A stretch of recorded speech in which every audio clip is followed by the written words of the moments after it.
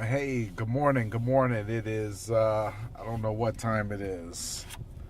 3:48. I was at this event last night.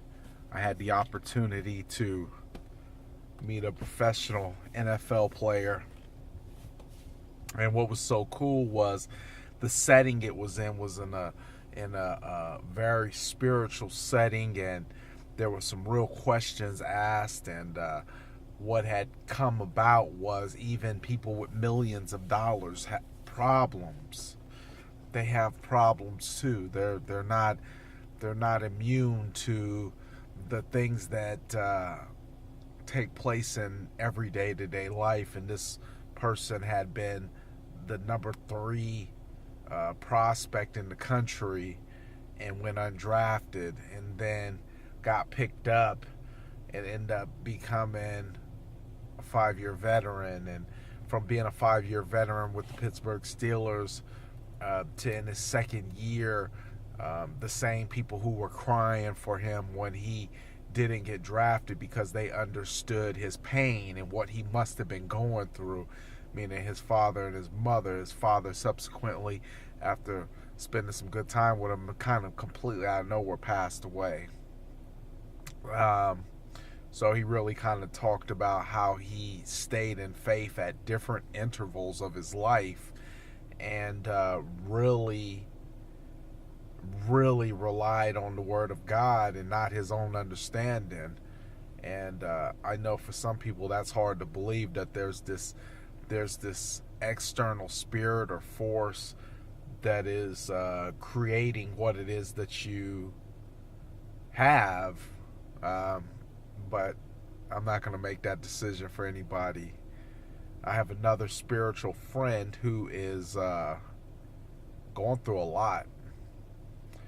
In the span of 2 weeks, 3 weeks, went from being diagnosed with cancer to having a complete,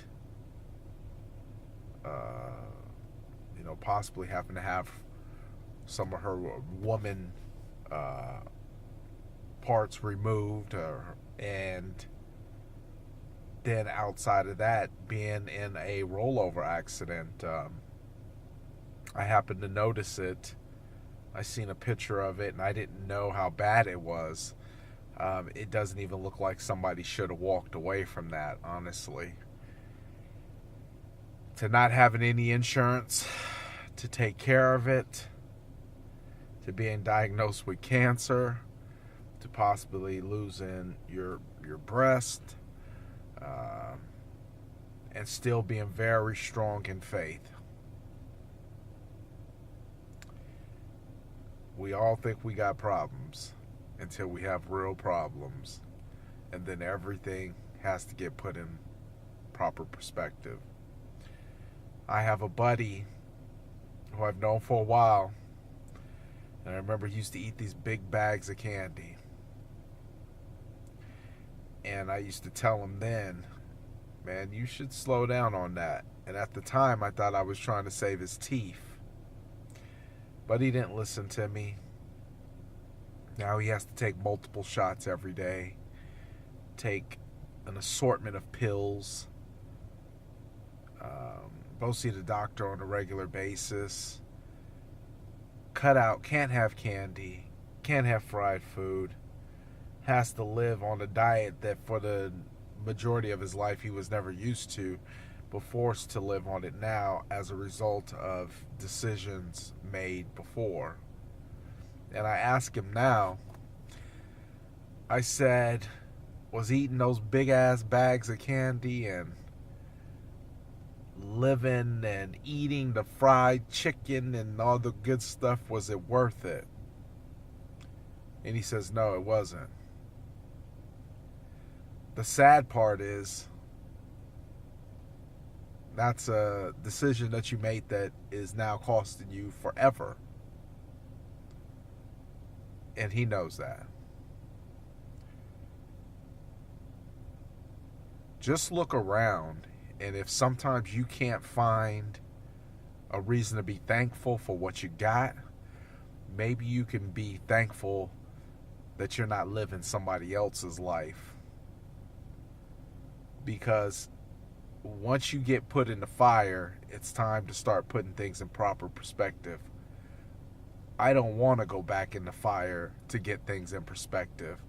I don't want to have to endure what any of these people are clearly having to endure, and they're enduring it with great faith.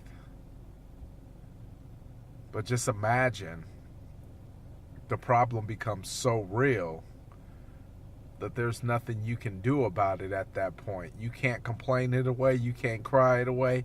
You can't do anything to make it go away other than thank God that you still have a breath in your lungs. It's up to you.